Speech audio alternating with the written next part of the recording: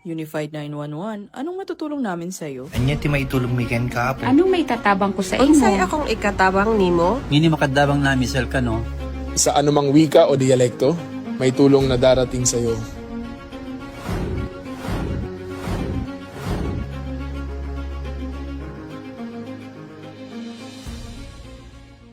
Lilingkod sa bawat Pilipino at magbibigay ng tamang impormasyon para sa tahimik at maayos na Pilipinas. Police News Network, alagad ng batas, tagapagtaguyod ng balitang pulis, sandigan ng mamamayan, patnubay ng katotohanan. La Campo Crame, maghahatid ng pinakahuling kaganapan at nagbabagang balita. Ito ang PNN Police News Network. At ngayon, ang inyong mga tagapagbalita.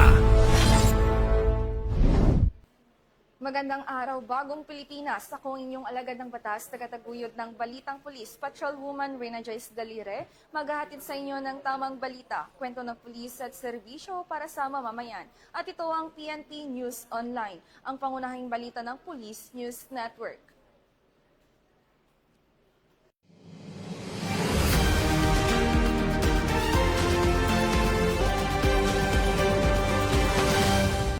Narito ang mga balitang hatid ng ating PNN correspondents mula sa iba't ibang panig ng bansa.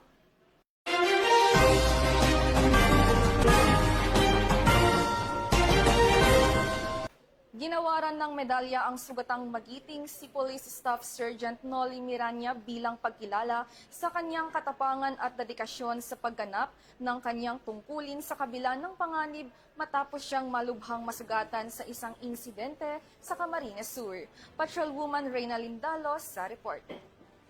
Ginawaran ng Police Regional Office 5 ng medalya ng sugatang magiting si Police Staff Sergeant Noli M. Miranya bilang pagkilala sa kanyang katapangan, dedikasyon at kaghandaang gampanan ang tungkulin sa kabila ng panganib matapos siyang masugatan habang rumiresponde sa isang insidente sa Zone 1 Barangay Kalalahan, San Jose, Camarines Sur noong ika-22 ng Agosto sa taong kasalukuyan. Pinangunahan ni Police Brigadier General Ronald I. Fulo, Deputy Regional Director for Administration, ang paggawad ng medalya kay Police Staff Sergeant Miranya kasama sina Police Colonel Tyrone Razon Dutimas, Officer in Charge ng Camarines Sur Police Provincial Office at Police Captain Glenn Lupias, Chief of Police ng San Jose Municipal Police Station.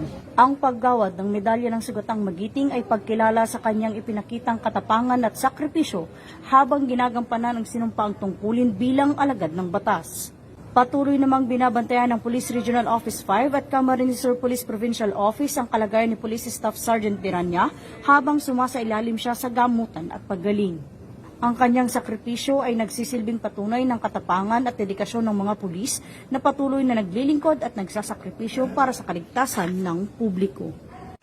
Mula dito sa Camarines Sur Police Provincial Office, ako po si Patrolwoman Reyna Lindalo, nag-uulat para sa Police News Network. Bagong PNP para sa bagong Pilipinas, serbisyong mabilis, tapat at nararamdaman. Maraming salamat, Patrolwoman Dalo. Sa patuloy na pagpapalakas ng kakayahan at kahandahan ng pulisya sa pagtugon sa emergency, nagsagawa ng Basic Life Support Training ang Isabela Police Provincial Office para sa mga miyembro ng Tourist Police Units. Nakibalita dyan si Patrolwoman Maria Senyora Agbuya. Bilang bahagi ng patuloy na pagpapalakas ng kahandaan at kakayahan ng mga kapulisan sa pagtugon sa mga emergency, nagsagawa ang Isabela Police Provincial Office ng First Aid and Basic Life Support Training para sa Tourist Police Unit sa IPPO Multipurpose Hall nito lamang ika-24 ng Agosto taong kasalukuyan. Pinangunahan ni Police Colonel Manuel B. Bringas, Provincial Director ng Isabela PPO, ang pagbubukas ng naturang pagsasanay. Katuwang sa programa ang mga resource speaker na sina Mr. John Dave Silvestre ng City Disaster Risk Reduction Management Office na nagtalakay tungkol sa first aid at Police Captain Rocky Lloyd Obsimia, Team Leader ng Isabela Provincial Medical and Dental Team na nagbigay ng lecture hinggil sa cardiopulmonary resuscitation. Layunin ng mga lecture na mapalawak ang kaalaman at mahasa ang kasanayan ng mga kalahok sa wastong pagbibigay ng paunang lunas at pagsasagawa ng mga life-saving techniques upang makapagbigay ng mabilis, tama at epektibong tugon sa mga aksidente. Binigyan din naman ni Police Colonel Bringas ang kahalagahan ng pagiging handa at pagkakaroon ng sapat na kaalaman ng bawat police personnel sa pagtugon sa mga sitwasyong nangangailangan ng agarang pagresponde, sapagkat ang wastong pagkilos sa tamang oras ay maaaring makatulong sa pagliligtas ng buhay. Ang naturang pagsasanay ay bahagi ng patuloy na pagsisikap ng Isabela PPO na palakasin ang kahandahan at kakayahan ng mga police personnel tungo sa mas mabilis, mahusay at malasakit na paglilingkod sa mamamayan. Mula rito sa Isabela Police Provincial Office, ako ang iyong tagapagbalita, Patrolwoman Maria Señora Agbuya. Para sa Police News Network, bagong PNP para sa bagong Pilipinas, serbisyong mabilis, tapat at nararamdaman. Maraming salamat, Patrolwoman Agbuya. Sa gitna ng panganib ay hindi nagdalawang isip ang mga rumespondeng pulis na sumaklolo sa pag-apula ng apoy at paglikas sa mga individual na naipit sa sunog sa Barangay 30, Cagayan de Oro City. Tinutukan niya ni Police Staff Sergeant Jason Adams Cabangay. Hindi lamang mga bahay ang tinupok ng apoy sa Barangay 30, Cagayan de Oro City nitong Sabado ng umaga, ika-22 ng Agosto. Kasabay nito ang pangamba ng mga residenteng nagsisikap na mailigtas ang kanilang sarili at mga ari-arian. Bandang alas 8:20 ng umaga nang sumiklab ang sunog sa J. Barley Street. Mabilis na kumalat ang apoy sa magkakadikit ng mga bahay na karamihan ay gawa sa kahoy. Umabot sa ika-4 na alarma ang sunog dahilan upang magresponde ang 14 na fire trucks upang mapigilan ang mabilis na pagkalat ng apoy. Sa gitna ng usok, init at kaguluhan, hindi nagatubili ang mga rumespondeng pulis, kabilang si Police Staff Sergeant Belboy Selgas na tumulong sa paglikas at pagprotekta sa mga residenteng nasa panganib. Ipinakita ni Police Staff Sergeant Selgas na ang tungkulin ng isang pulis ay hindi lamang pagpapatupad ng batas sa oras ng sauna, kasama rin dito ang pagprotekta sa buhay at pagtulong sa komunidad. Dahil sa mabilis na pagtugon ng mga bombero, pulis at iba pang responders, nakontrol ang sunog bandang alas 10:25 ng umaga at tuluyang naapula makalipas ang ilang minuto. Umabot sa 22 bahay ang napinsala habang tinatayang 1.5 milyong piso ang halaga ng pinsala sa ari-arian. 3 residente ang nagtamo ng minor injuries dahil sa paso, paglanghap ng usok at mga sugat mula sa basag na salamin. Agad silang nabigyan ng paunang lunas. Tinatayang 20 hanggang 25 pamilya ang naapektuhan at pansamantalang nanunuluyan sa Barangay 30 Covered Court o sa kanilang mga kamag-anak. Nagbigay na rin ng paunang ayuda ang City Social Welfare and Development Office habang nakikipag-ugnayan ang DSWD Field Office 10 para sa karagdagang tulong. Sa gitna ng trahedya, muling ipinakita ni Police Staff Sergeant Selgas ang tunay na kahulugan ng isang higalang pulis. Matapang na kumikilos, may malasakit at handang tumulong higit pa sa inaasahan lalo na sa oras ng panganib. Ito ang bagong PNP para sa bagong Pilipinas. Serbisyong mabilis, tapat at nararamdaman. Mula dito sa Hilagang Mindanao, Regional Public Information Office, Police Regional Office 10. Ako ang inyong PNN Correspondent, Police Staff Sergeant Jason Adams Cabangay, alagad ng batas, tagataguyod ng Balitang Pulis. Maraming salamat, Police Staff Sergeant Cabangay. Sa kulungan ng bagsak ngayon ng isang drug suspect matapos makumpiskahan ng mahigit 135,000 pesos na halaga ng hinihilalang marijuana sa ikinasang buy-bust operation ng Valenzuela City Police Station sa Barangay Marulas, Valenzuela City. Ibabalita yan ni Patrolwoman Glazel Ann Esperanza. Isang hinihinalang high-value individual ang naaresto sa isinagawang buy-bust operation ng mga kapulisan ng Valenzuela City Police Station sa Barangay Marulas. Arestado ang 25 anyos na lalaki na sangkot sa pagbebenta ng iligal na droga. Matapos magsagawa ng buy-bust operation ng mga operatiba ng Station Drug Enforcement Unit na nagresulta sa pagkakaaresto sa suspect. Matapos nitong ibenta at iabot sa posture buyer ang isang plastic sachet na naglalaman ng hinihinalang high-grade marijuana o kush, kapalit ng buy-bust money. Tinatayang 114 grams ng hinihinalang high-grade marijuana o kush na may standard drug price na 136,800 pesos. naharap sa kasong paglabag sa Section 5 at Section 11 ng Republic Act 9165 o ang Comprehensive Dangerous Drugs Act of 2002 ang suspect sa pamamagitan ng inquest proceedings.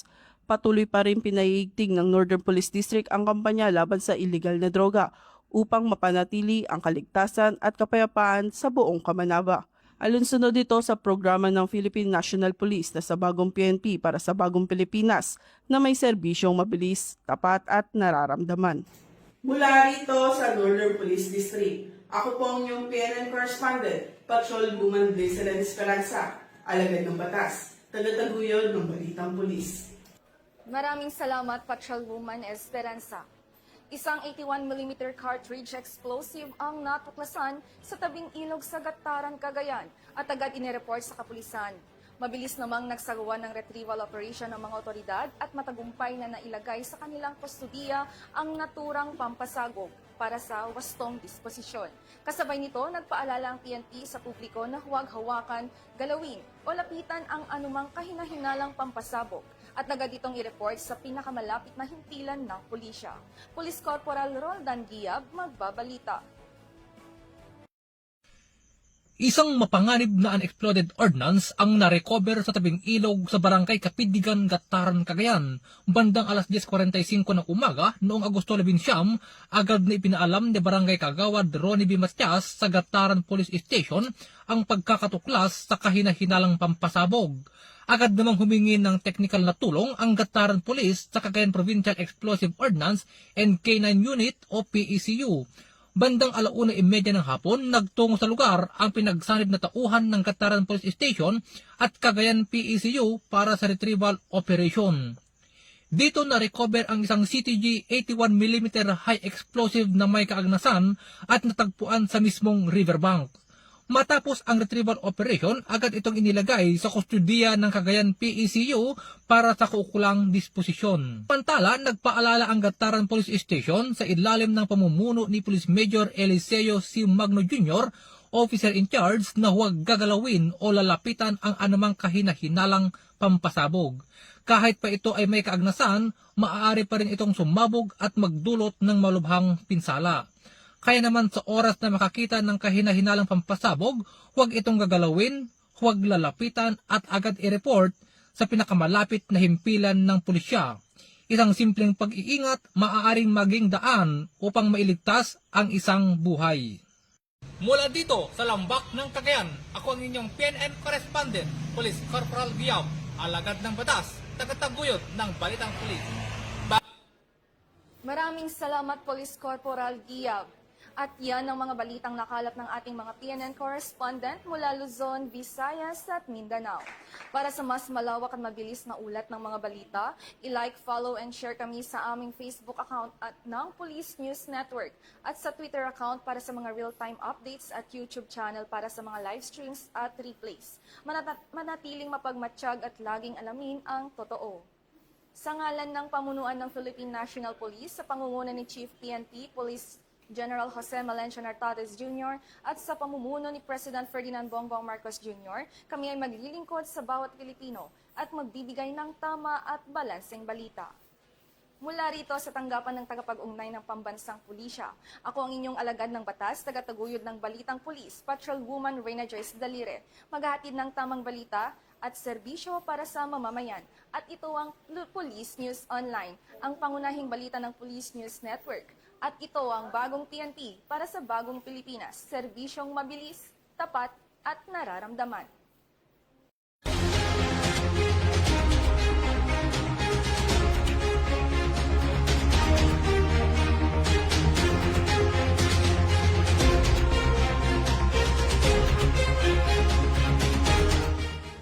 Police News Network, alagad ng batas, tagapagtaguyod ng Balitang Pulis.